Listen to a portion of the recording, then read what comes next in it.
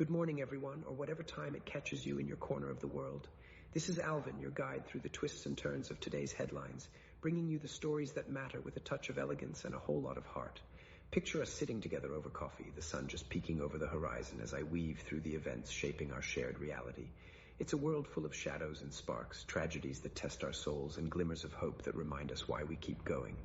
Let's dive in, shall we? Let's start down under, where the golden sands of Bondi Beach have been stained with unimaginable sorrow. What was meant to be a place of joy and celebration turned into a nightmare as a mass shooting claimed the lives of 15 innocent people, among them a 10-year-old girl whose laughter we'll never hear again, a revered rabbi leading a gathering of his community, and even a Holocaust survivor who had already endured more pain than anyone should in a lifetime. The suspects, a father and son duo, one killed in the chaos and the other wounded, have been named in whispers by the media. Immigrants who called Australia home, yet unleashed this horror driven by what authorities are calling anti-Semitic hatred. Eyewitnesses spoke of the panic, people sprinting back to safety, the air thick with fear amid the usual crash of waves. The Pope himself has stepped forward, denouncing this vile act, his words a beacon against the darkness of prejudice. Australia's government is under the microscope now, promising tighter gun laws and a real reckoning with the unchecked hatred festering in corners of society. It's a gut punch, isn't it?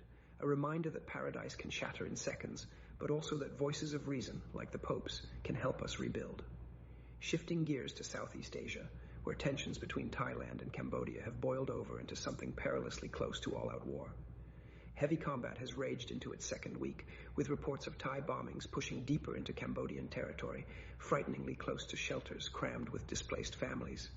Imagine the terror, families huddled for safety, only to hear the roar of aircraft overhead, bombs falling perilously near. It's an escalation that's got the region on edge, diplomats scrambling and ordinary people paying the price. These ancient border disputes, fueled by history and pride, feel all too modern in their devastation. One can't help but wonder if cooler heads will prevail before more lives are lost in this shadowy clash. Over in Turkey, the skies near the Black Sea coast added their own drama when fighter jets shot down an out-of-control drone buzzing too close to national airspace. It was a swift, decisive move. No hesitation, just pilots doing what they do best to protect their homeland. In a world where drones pop up like uninvited ghosts, it's a stark reminder of how vigilant nations must stay. No harm done on the ground, thank goodness, but it underscores the fragile balance of security in these turbulent times. And speaking of nature's fury, Indonesia is reeling from one of the deadliest floods in memory. Cyclone Senyar unleashed chaos, with the death toll now climbing past 604 souls lost to raging waters, and 464 still missing, their fates hanging in heartbreaking limbo. Villages swallowed whole, communities torn apart. It's the kind of disaster that tests the very fabric of resilience. Rescue teams are working around the clock, but the scale is overwhelming.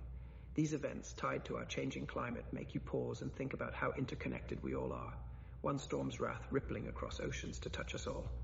Closer to home in the States, authorities foiled a chilling bomb plot in California just in time for what should have been New Year's celebrations. 4 individuals tied to an extremist anti-capitalist group were nabbed for scheming to hit company sites. It's a plot that chilled me to the core. Ideology twisted into violence, targeting the everyday symbols of our economy. Law enforcement's quick work prevented tragedy, but it shines a light on the undercurrents of radicalism bubbling in unexpected places. We dodged a bullet there, literally. On the economic front, the European Union is tightening the noose around those helping Russia skirt oil sanctions. New measures target savvy traders keeping Moscow's crude flowing, funding whatever shadowy operations they deem fit.